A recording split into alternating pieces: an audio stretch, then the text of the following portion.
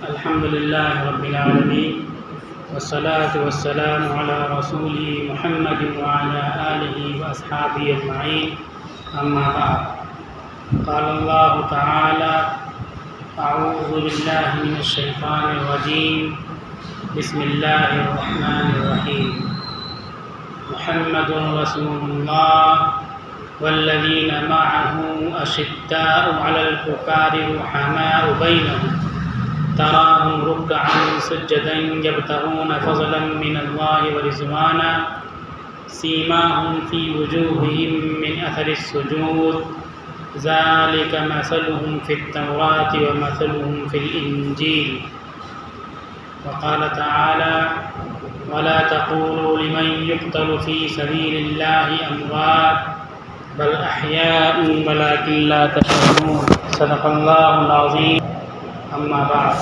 معزز سامعین محترم حضرات، یہ محرم الحرام کا مہینہ شروع ہو گیا اور اس مہینے میں یہ پہلا عشرہ بہت ہی گہما گہمی کا عشرہ ہوتا ہے اور 10 محرم الحرام کی شرعی طور پر بہت زیادہ اہمیت ہے اور اس کی فضیلت ہے اور تاریخی لحاظ سے بھی وہ چیز بہت اہم ہے۔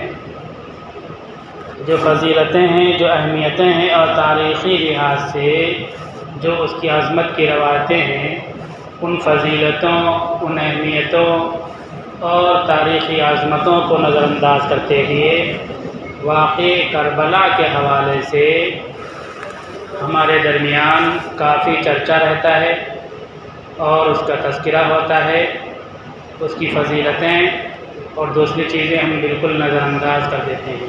یہ ناسمجھی کی بات ہے۔ کربلا کے حوالے سے جو ہم تذکرہ کرتے ہیں اور ایک ماحول ہمارے معاشرے میں قائم ہوتا ہے، اس تعلق سے بھی 2 غلطیاں ہم لوگوں سے ہوتی ہیں۔ پہلی غلطی یہ کہ ہم یک طرفہ بات کرنے لگتے ہیں، جس کے نتیجے میں صحابہ کرام رضوان اللہ تعالی علیہم اجمعین کے خلاف ہماری حرکتیں ہو جاتی ہیں، غیر شعوری طور پر یا شعوری طور پر۔ دوسری چیز جو شہادت کی اہمیت ہے، فضیلت ہے، شہید کی جو عظمت ہے، وہ عظمت و اہمیت ہمارے سامنے نہیں آ پاتی، بلکہ مظلومیت اور بے کسی کی کہانی ہمارے سامنے آتی ہے اور نوحہ، غم، مرثیہ، ان چیزوں میں ہم پھنس جاتے ہیں۔ جو شہادت کی فضیلتیں اور شہید کی عظمتیں ہیں، ان کو دیکھ کر کے ہمیں حوصلہ اور ہمت پیدا کرنا چاہیے کہ حالات کیسے بھی ناموافق ہوں، دشمن کتنا قوی ہو، کتنا ظالم و جابر ہو، ہمارا جو اسٹینڈ ہے، ہمارا جو موقف ہے، ہم اس پر ہر حال میں جمے رہیں گے، چاہے ہمارا سر کٹ جائے۔ یہ سبق ہے شہادت کا، شہید کا اور میدان کربلا کا۔ لیکن مظلومانہ انداز میں جب اس کو پیش کرتے ہیں، اس کا تذکرہ چرچا کرتے ہیں، تو پھر ہمارے دلوں میں مایوسی پیدا ہوتی ہے اور یہ چیزیں جو اس کے اسباب ہیں، ان سے ہم محروم رہ جاتے ہیں۔ آج کے خطبے میں یہی 2 باتیں آپ کے سامنے ہم پیش کریں گے، اور تیسری بات عاشورہ میں کو کیا کرنا ہے وہ بات ہم عرض کریں گے۔ پہلی چیز صحابہ کی عظمت۔ کربلا کے حوالے سے جب بات ہوتی ہے تو ہم ایک رخ پہ بہہ جاتے ہیں اور صحابہ کے شان میں ہم سے شعوری غیر شعوری پر توہین ہوتی ہے، تنقیص ہوتی ہے اور ہم گنہگار ہوتے ہیں۔ تو قرآن کریم میں صحابہ کی عظمت دیکھیں، صحابہ کی عظمت بہت زیادہ ہے۔ خاندان کی عظمت اتنی اہم نہیں ہے جتنی صحابہ کی عظمت ہے۔ قرآن کریم میں اللہ تعالیٰ ارشاد فرماتے ہیں محمد الرسول اللہ، محمد صلی اللہ علیہ وسلم اللہ کے رسول ہیں۔ اللہ کے نبی کی نبوت کا اعلان کرنے کے بعد فوراً اللہ تعالیٰ نے آپ کے صحابہ کا تذکرہ کیا۔ والذین معه اشداء علی الکفار، اور جو لوگ آپ کے ساتھی ہیں، آپ کے ساتھ ہیں، یعنی آپ کے ساتھی صحابہ، اشداء علی الکفار، کافروں پر، اللہ کے باغیوں پر، اللہ کے نافرمانوں پر، سرکشوں پر، معاندین پر بہت سخت ہیں۔ اشداء بہت سخت ہیں، یہ صفت صحابہ کی اللہ تعالیٰ قرآن بیان کرتے ہیں۔ دوسری صفت رحماء بینہم، صحابہ آپس میں بہت نرم ہیں، آپس میں اختلاف ہو جائے، جھگڑا ہو جائے تو اس اختلاف اور جھگڑا کو طول نہیں دیتے، نرم ہو جاتے ہیں اور اپنے حق سے دستبردار ہو جاتے ہیں اور جھگڑے کو ختم کر دیتے ہیں آپس میں۔ تراہم رکعا سجدا، تم ان کو دیکھو گے رکوع کرتے ہوئے، سجدہ کرتے ہوئے، نمازیں پڑھتے ہوئے۔ یبتغون فضلا من اللہ ورضوانا، وہ اللہ کا فضل اور اللہ کی رضا تلاش کرتے ہیں۔ صحابہ سے اللہ راضی ہے، صحابہ اللہ سے راضی ہیں، لیکن سرٹیفکیٹ مل جانے کے باوجود ہر وقت ان کا عمل ایسا رہتا ہے، ان کی کوشش ایسی رہتی ہے کہ ان سے اللہ ناراض نہ ہو جائے اور کتنا اچھا عمل کر لے، کتنا زیادہ نیکیاں کر لے کہ اللہ خوب راضی ہو جائے اور مزید انعامات کے اللہ تعالیٰ بارش کرے۔ رات اور دن صحابہ اس میں مصروف رہتے ہیں۔ کہ اللہ تعالیٰ قرآن میں کہتے ہیں یبتغون فضلا من اللہ ورضوانا سیماہم فی وجوہہم من اثر السجود، نشانیاں ہیں ان کی سجدوں کی، ان کی پیشانیوں پر۔ ذالک مثلہم فی التوراۃ ومثلہم فی الانجیل، اللہ تعالیٰ کہتے ہیں کہ یہ جو صفات صحابہ کی ہم نے بیان کی ہے، یہ صفات قرآن میں اللہ نے بیان کی ہیں۔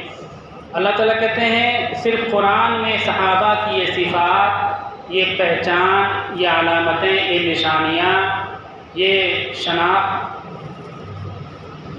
صرف قرآن میں نہیں، مثلہم فی التوراۃ ومثلہم فی الانجیل، ان کی یہ مثالیں تورات میں بیان ہوئی ہیں، انجیل میں بیان ہوئی ہیں اور دیگر آسمانی کتابوں میں بیان ہوئی ہیں کہ یہ اللہ کے باغیوں کے مقابلے میں بہت سخت ہیں، آپس میں بہت نرم ہیں، نمازوں کی پابندی کرتے ہیں، نمازوں کا خوب اہتمام کرتے ہیں، ان کی پیشانیوں پر نماز کے نشانات ہیں، رات اور دن اللہ کا فضل، اللہ کی رضا تلاش کرتے رہتے ہیں۔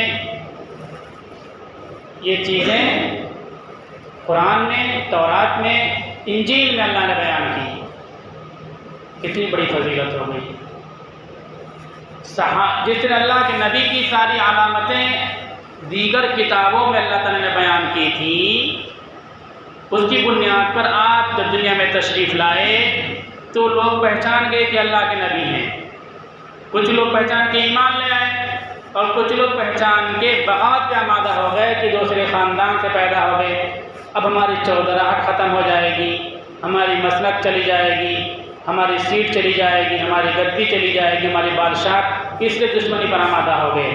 یعرفونہ کما یعرفون ابناءہم، اللہ تعالیٰ کہتے ہیں کہ یہ لوگ رسول کو ایسے ہی پہچانتے ہیں جیسے کہ اپنے بیٹے کو پہچانتے ہیں، پہچاننے کے باوجود رسول کی مخالفت اس لیے کرتے ہیں کہ ان کی سیٹ نہ چلی جائے، ان کا عہدہ اور منصب نہ ختم ہو جائے، دنیاوی جلال اور دنیا کی کوڑیاں ان کے ہاتھوں سے نہ چھوٹ جائیں، ان کی عیش عشرت اور ان کی عیاشی نہ ختم ہو جائے۔ اللہ کے نبی کو جس طرح کتابوں کے ذریعے انہوں نے پہچانا تھا، صحابہ کی پہچان، صحابہ کی علامت اللہ نے قرآن میں بیان کیا، قرآن کے ساتھ اس سے پہلے دوسری کتابوں میں بیان کی تھی۔ اس پر بے شمار مثالیں ہیں، ایک دو مثال میں دیتا ہوں۔ اسلام سے پہلے حضرت عمر رضی اللہ تعالیٰ عنہ ایک سفر میں تھے فلسطین کی طرف، ایک درخت کے نیچے ایک مقام پر آرام فرما رہے تھے، لیٹے ہوئے تھے۔ ایک نوجوان آیا اور وہ کتاب میں دیکھتا، حضرت عمر کو دیکھتا، کتاب میں دیکھتا، حضرت عمر کو دیکھتا، اس طرح سے اچھی طرح سے ڈائگنوز کیا حضرت عمر کو اس کتاب کے مطابق۔ پہچان لینے کے بعد جب وہ بیدار ہوئے تو حضرت عمر سے کہا کہ یہ علاقہ ہمارے نام سے آپ لکھ دیجئے، یہ زمین، یہ مکان، یہ سب علاقہ ہمارے نام سے رجسٹری کر دیجئے۔ حضرت عمر رضی اللہ تعالیٰ عنہ حیرت میں پڑ گئے کہ میں پردیسی آدمی ہوں، میں خود سہارے کا محتاج ہوں اور یہ آدمی مجھ سے مذاق کر رہا ہے کہ میں علاقہ لکھ دوں. تو اس نے کہا کہ نہیں، آپ لکھ دیجئے بس، آپ پردیسی ہو، آپ کا کوئی نقصان نہیں ہوگا، آپ لکھ دیجئے بس. حضرت عمر رضی اللہ تعالیٰ عنہ نے سرسری معاملہ سمجھا کہ کوئی ایسے کمزور دماغ کا ہوگا، ایسے پریشان کرنے کے لیے آ گیا ہوگا، لاؤ جھگڑا ختم کرنا، لکھ دیں. لکھ کے دے دیا کاغذ پہ. حضرت عمر رضی اللہ تعالیٰ عنہ کی خلافت کے دور میں جب مسجد اقصی فتح ہوئی، فلسطین کو فتح کیا، تو زمینوں کا بٹوارا شروع ہو گیا کہ اتنا علاقہ ان کے لیے، اتنا علاقہ ان کے لیے، اتنا علاقہ ان کے لیے، اس کا انتظام اس کے ہاتھ میں، اس کا انتظام اس کے ہاتھ میں. تو ایک ضعیف بزرگ ڈوگرا لکڑی ٹیکتا ہوا حضرت عمر رضی اللہ تعالیٰ عنہ کی خدمت میں حاضر ہوا. اس نے کہا کہ دیکھیے، یہ علاقہ، یہ زمین آپ کسی کو نہیں لکھ سکتے ہو، یہ آپ نے میرے لیے پہلے ہی لکھ دیا. حضرت عمر رضی اللہ تعالیٰ عنہ بہت حیرت میں پڑ گئے کہ ابھی تو فلسطین ہم نے فتح کیا ہے، مسجد اقصی کو فتح کیا ہے، ابھی تو لکھنے کے لیے بیٹھا ہوں، لکھ رہا ہوں، تو یہ پہلے کی بات کہاں سے ذکر کر رہا ہے کہ میں نے اس کو لکھ دیا، میں تو اس کو جانتا بھی نہیں ہوں صحیح بزرگ کو. تو اس بزرگ نے وہ پرچہ نکالا کہ دیکھیے، آپ نے فلاں جگہ بیٹھے ہوئے تھے، فلاں موقع پر میں آیا تھا اور میں نے کہا تھا، آپ مذاق کہہ رہے تھے لیکن میں نے کہا تھا آپ لکھ دیجیے، تو آپ نے لکھ دیا تھا، یہ پرچہ دیکھ لیجیے. اللہ تعالیٰ کہتے ہیں مثلہم فی التوراۃ مثلہم فی الانجیل، ان کی پہچان، ان کی نشانیاں، ان کی مثالیں تورات میں ہیں، انجیل میں ہیں. صحابہ کی بات چل رہی ہے، انہوں نے پہچانا. ابھی اسلام نہیں آیا، پہچان لیا اپنے نام کا، زمین کو ان کے ذریعے لکھوا لیا. دوسری مثال صحابہ کی نہیں، آپ صلی اللہ علیہ وسلم سے جڑی ہوئی چیزوں کی علامتیں اور نشانیاں اللہ نے پہلی کتابوں میں ذکر کی تھی. چھوٹے تھے آپ صلی اللہ علیہ وسلم، چچا ابو طالب ہمیشہ ساتھ میں رکھتے تھے، کسی بھی سفر میں جاتے تو ساتھ میں لے لیتے، لیکن جو بہت طویل سفر ہوتا اس میں کوشش کرتے کہ ساتھ میں نہ رہیں.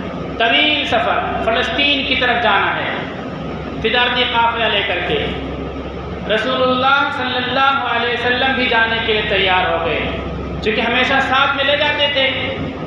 تو چچا نے کہا بیٹے بہت لمبا سفر ہے، اس سفر میں تم مت چلو میرے ساتھ، پریشان ہو جاؤ گے. آپ نے جب یہ جملہ بولا تو رسول اللہ صلی اللہ علیہ وسلم کی آنکھوں میں آنسو آ گئے. جب چچا نے بھتیجے کی آنکھوں میں آنسو دیکھا تو فوراً آپ کو دل بستنی کے لیے لے کر جانے کے لیے تیار ہو گئے. قافلہ روانہ ہو رہا ہے فلسطین کی طرف. فلسطین پہنچ گیا. ایک شخص آیا، وہ درختوں کو دیکھتا، گھوڑوں کو دیکھتا، اونٹ کو دیکھتا، سامانوں کو دیکھتا، اور ابو طالب کو دیکھتا، ساتھیوں کو دیکھتا، بچے کو دیکھتا. ابو طالب کے پاس پہنچا وہ شخص، پوچھتے پوچھتے کہ اس قافلے کا ذمہ دار کون ہے.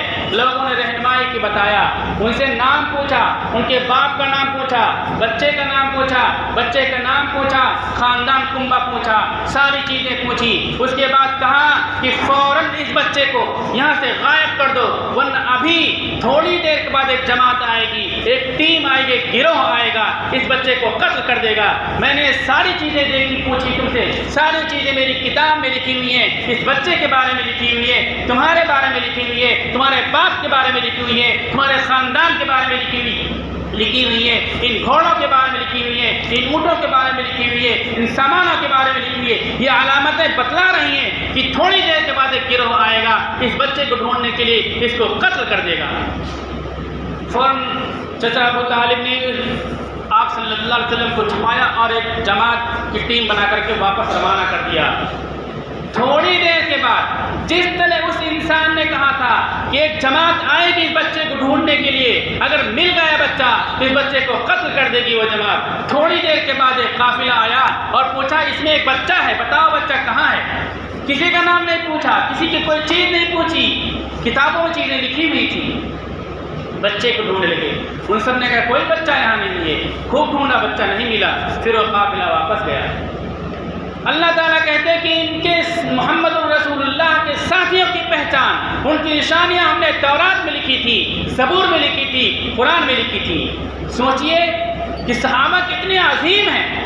انبیاء کی پہچان، انبیاء کی نشانیاں، انبیاء کی علامات، دوسرے انبیاء دوسروں کو آگے آنے والے کے بارے میں اپنی امتوں کو بتایا کرتے تھے، لیکن قربان جائیے محمد رسول اللہ پر، آپ کے صحابہ پر، ان کی عظمت پر، ان کی بزرگی پر، کہ قرآن نے، اللہ نے جس طرح محمد رسول اللہ کی پہچان کو گزشتہ کتابوں میں بتلایا تھا، اسی طرح محمد رسول اللہ کے ساتھیوں کے بارے میں بتلایا تھا کہ ان کے ساتھی، ان کے صحابہ اس طرح سے ہوں گے، ان کی پہچان ہوگی۔ اللہ تعالیٰ نے ان کے لیے مغفرت کا پروانہ دیا، رضی اللہ عنہم ورضوا عنہ۔ صحابہ کی جماعت اتنی مقدس، اتنی عظیم جماعت ہے کہ اللہ ان سے راضی ہو گیا ہے، یہ اللہ سے راضی ہو گئے ہیں۔ ان کے ساتھ اللہ کی طرف سے کوئی ایسا معاملہ نہیں ہوگا جس سے ان کو تکلیف ہو اور اللہ سے ناراض ہو جائیں، اللہ سے روٹھ جائیں۔ اللہ سے روٹھیں گے نہیں صحابہ۔ اللہ تعالیٰ بیان کرتے ہیں، لوگ کہتے تھے کہ یہ غریب لوگ ہیں، یہ کمزور لوگ ہیں، یہ نادان لوگ ہیں، ناسمجھ لوگ ایسے جملے کہتے تھے۔ اللہ نے کہا محمد رسول اللہ کے صحابہ کو بیوقوف کہنے والے، نادان کہنے والے، کم عقل کہنے والے خود ہی بیوقوف ہیں، خود ہی نادان ہیں، خود ہی ناسمجھ ہیں۔ الا انہم هم السفہاء ولکن لا یشعرون۔ سنیے، محمد رسول اللہ کے ساتھیوں کو بیوقوف کہنے والے بیوقوف ہیں، ان کو اپنی بیوقوفی کا احساس نہیں ہے۔ جو بھی صحابہ پر گشتمائی کرے گا، صحابہ کو ناسمجھ کہے گا، بیوقوف کہے گا، کسی بھی قسم کا ریمارک کرے گا، کتنی سخت وعید ہے اللہ کی طرف سے کہ اپنے چونچوں کو بند کر لیں جو محمد رسول اللہ کے ساتھیوں پر انگلی اٹھاتے ہیں، ان کو بیوقوف کہتے ہیں۔ اللہ تعالیٰ کہتے ہیں آمنو کما آمن الناس، اے لوگو ایمان لاؤ جیسے یہ صحابہ ایمان لائے۔ صحابہ بطور آئیڈیل اللہ پیش کرتے کہ ایمان تمہارا کیسا ہوگا، ایمان کا نمونہ کیا ہوگا۔ یہ نمونہ صحابہ ہیں، صحابہ مثال ہیں، صحابہ آئیڈیل ہیں۔ کتنی بڑی فضیلت صحابہ کی ہو گئی۔ واتبع سبیل من اناب الی، حضرت ابوبکر صدیق ایمان لاتے ہیں۔ ایمان لانے کے بعد گھر جانے سے پہلے، گھر پہنچنے سے پہلے لوگوں کو اسلام اور دین کی دعوت دیتے ہیں۔ کئی لوگ اسلام قبول کر لیتے ہیں، قرآن کی آیت نازل ہو جاتی ہے، نبی موجود ہیں، نبی کے موجود ہوتے ہوئے اللہ تعالیٰ کہتے ہیں یہ شخص جس نے لوگوں کو اسلام کی دعوت دی، اللہ کی طرف بلایا، اللہ کے نبی کی طرف بلایا، لوگوں اس کی پیروی کرو۔ بہت سے لوگ کہتے ہیں ہم تو نبی پر ایمان لائے، علماء کی تحقیق کو نہیں مانیں گے، صحابہ کی بات کو نہیں مانیں گے، اولیاء کی تحقیق کو نہیں مانیں گے۔ نبی کے موجود ہوتے ہوئے اللہ تعالیٰ اعلان کرتے ہیں کہ میرا یہ بندہ جو اللہ کی طرف بلاتا ہے، اللہ کے دین کی طرف بلاتا ہے، نبی کی طرف بلاتا ہے، اس کی پیروی کرو۔ تو بار بار قرآن صحابہ کی عظمت کو، ان کی بزرگی کو، ان کی قیادت کو، ان کی رہبری کو کا اعلان کرتا ہے۔ اتنی عظیم اور مقدس جماعت کے بارے میں ہم کوئی نگیٹو تبصرہ کریں، کوئی غلط خیال جو دماغ میں لائیں تو کتنی بڑی محرومی کی بات ہوگی۔ اللہ تعالیٰ کے نبی فرماتے ہیں اللہ فی اصحابی، خبردار میرے صحابہ کے بارے میں ڈرتے رہنا۔ جو میرے صحابہ سے محبت رکھتا ہے وہ مجھ سے محبت رکھتا ہے، جو مجھ سے محبت رکھتا ہے وہ اللہ سے محبت رکھتا ہے۔ خبردار میرے صحابہ سے ڈرتے رہنا۔ جو میرے صحابہ سے بغض رکھتا ہے، میرے صحابہ کے تعلق سے منفی نگیٹو سوچ رکھتا ہے، وہ میرے تعلق سے بغض رکھنے والا ہوگا، میرے تعلق سے نگیٹو منفی سوچ رکھنے والا ہوگا۔ ایسا انسان کامیاب نہیں ہو سکتا۔ جب کربلا کی بات آتی ہے تو کربلا کی کہانی شروع ہوتی ہے حضرت عثمان کی شہادت سے۔ حضرت عثمان رضی اللہ تعالیٰ عنہ کی شہادت وہ سیڑھی ہے کربلا کے واقعے کی، وہاں سے کربلا کی کہانی شروع ہوتی ہے۔ اور جب کربلا کی بات آتی ہے تو دنیا بھر کی ماتمی کہانیاں بنا کر کے ہم لوگوں کے سامنے پیش کرتے ہیں۔ 3 دن پانی بند تھا، حضرت عثمان کو 40 دن تک پانی بند رکھا گیا، 40 دن تک پانی نہیں ملا۔ اور ایسے نہیں، کنواں جو مدینے کا تھا وہ کنواں خرید کر کے انہوں نے مسلمانوں کو دیا تھا، یعنی ذاتی کنواں تھا، وہاں سے پانی نہیں ملا۔ ایک طرف ادھر تذکرہ ہوتا ہے بڑے غمناک انداز میں، دوسری طرف ان کو ہم بھلا دیتے ہیں۔ اور پھر وہ کہانی یہاں شروع ہوتی ہے جب اس پر ہم زیادہ فوکس کر کے لمبی چوڑی تقریریں کرتے ہیں تو حضرت عثمان کی شان میں گستاخی ہوتی ہے۔ حضرت معاویہ رضی اللہ تعالیٰ عنہ جو کاتب وحی ہیں، قرآن لکھنے والے ہیں، اللہ کے نبی جی کو دعائیں دی تھی کہ خوب اچھی اچھی غذائیں تم کھاؤ گے، جس طرح اردو میں بولتے ہیں شام شب مالوہ، مالوہ کی رات شورا جملہ بولتے ہیں۔ مالوہ کی رات بہت ٹھنڈی ہوتی، بہت خوبصورت ہوتی ہے، آپ لوگ جانتے ہیں، یہاں رہتے ہیں مالوہ میں۔ صبح بنارس، بنارس کی صبح بہت حسین ہوتی ہے، شام اودھ، اودھ کی شام بہت حسین ہوتی ہے، پرکشش ہوتی ہے۔ ایسے ہی عربی میں معاویہ رضی اللہ تعالیٰ عنہ کے دسترخوان کا تذکرہ شعرا کرتے ہیں۔ کوئی بہت اچھا دسترخوان ہو، بہت قسم کے کھانے رکھے ہوئے ہوں، اس کو مثال دینا ہوگا تو معاویہ کے دسترخوان سے مثال دے گا۔ اللہ کے نبی کی دعا کی برکت سے کئی بار دن میں دسترخوان حضرت معاویہ رضی اللہ تعالیٰ عنہ کا لگا کرتا تھا، اور ہر دسترخوان پر جب بعد جو دسترخوان لگتا، پہلے کے بجائے دوسرے نئے نئے انداز کے کھانے ہوا کرتے تھے۔ اللہ کے نبی نے جس کو دعائیں دی، جنہوں نے قرآن لکھا، ان کے بارے میں نگیٹو بات آتی ہے۔ حضرت مغیرہ بن شعبہ رضی اللہ تعالیٰ عنہ یہ صحابی رسول ہیں، 100 حدیثیں ان سے مروی ہیں، اور بخاری میں روایتیں مروی ہیں، اور خفین پر مسح کی روایت انہی سے مروی ہے۔ یہ صلح حدیبیہ کے موقع پر شامل تھے رسول اللہ صلی اللہ علیہ وسلم کے ساتھ۔ ان کے چچا عروہ بن مسعود ثقفی آئے کفار کی طرف سے صلح کی بات کرنے کے لیے۔ آپ صلی اللہ علیہ وسلم اپنے ساتھیوں کے ساتھ کم تعداد میں مسافر بن کر کے مکہ کی سرحد پر رکے ہوئے تھے۔ ہتھیار نہیں تھا، سامان نہیں تھا، پیچھے سے مدد نہیں مل سکتی تھی۔ مکہ والوں کو پیچھے سے مدد مل سکتی تھی، وہ سردار تھے، بڑے تمطراق انداز میں رسول اللہ سے صلح کی بات کر رہے تھے۔ آپ کی داڑھی کی طرف تیزی سے ہاتھ بڑھایا۔ وہ جب آ رہے تھے تو اس وقت ہتھیار لے کر کے آئے۔ اللہ کے نبی نے فرمایا جب صلح کی بات چل رہی ہے، ٹیبل پر بیٹھنا ہے، مذاکرے کی بات کرنا ہے، تو ہتھیار لانے کی کیا ضرورت ہے؟ وہ ہتھیار لاتے تو ہماری طرف سے ایک آدمی ہتھیار لے کر کے کھڑا ہو جائے۔ چنانچہ ہتھیار لے کر کھڑا ہونے والا شخص یہ مغیرہ بن شعبہ ہیں۔ یہ کھڑے ہو گئے، تم طلاق سے عروہ بن مسعود ثقفی نے بات کی، اپنے ہاتھ پر رسول اللہ کی داڑھی کی طرف بڑھایا صلی اللہ علیہ وسلم۔ ایک روایت میں آتا ہے کہ انہوں نے کہا کہ سن لو، اگر دوبارہ تمہارا ہاتھ رسول اللہ کی ریش کی طرف بڑھا تو ہماری تلوار سیدھی تمہارے ہاتھ پر گرے گی، تمہارے ہاتھ کو تم سے جدا کر دے گی۔ اور دوسری روایت میں آتا ہے مغیرہ بن شعبہ نے اپنی تلوار کو الٹی رخ پہ مارا ان کے ہاتھ پر، وہ تڑک اٹھے، کون ہے یہ؟ جی مجھے سے سردار، مکہ کا سردار، مکہ سے آیا ہوا شخص بات کرنے کے لیے بیٹھا ہے اور میرے ہاتھ پہ سے الٹی تلوار ماری ہے، کون ہے یہ شخص؟ رسول اللہ نے فرمایا اسی سے پوچھ لو کون ہے یہ شخص۔ انہوں نے کہا میں مغیرہ بن شعبہ ہوں۔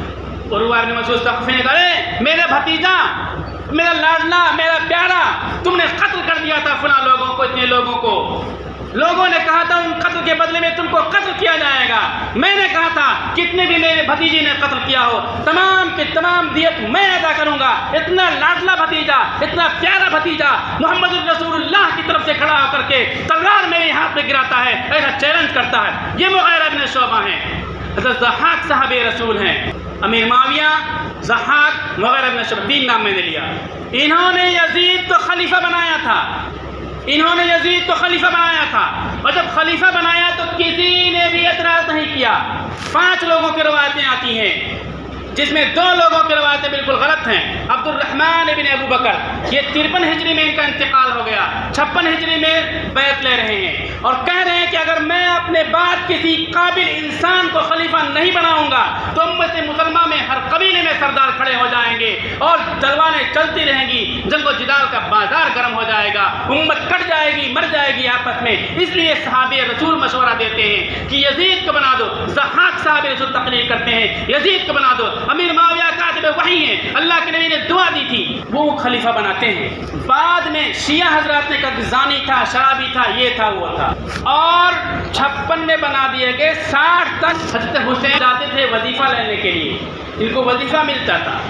پھر لمبی کہانی ہے، تو جب کربلا کی بات ہوتی ہے تو فوراً یزید کے بعد معاویہ کی بات آ جاتی ہے، مغیرہ بن شعبہ کی بات آ جاتی ہے، ضحاک کی بات آ جاتی ہے، عثمان کی بات آ جاتی ہے۔ کتنے صحابہ کے خلاف منفی خیالات ذہن میں آتے ہیں کہ معاویہ نے یزید کو خلیفہ کیوں بنایا تھا، مغیرہ بن شعبہ نے یزید کے بارے میں مشورہ کیوں دیا تھا۔ پوری بخاری جھوٹی ہو جائے گی اگر مغیرہ کے بارے میں شک پیدا ہو جائے۔ مغیرہ نے مشورہ دیا تھا، 100 روایتیں مغیرہ سے مروی ہیں۔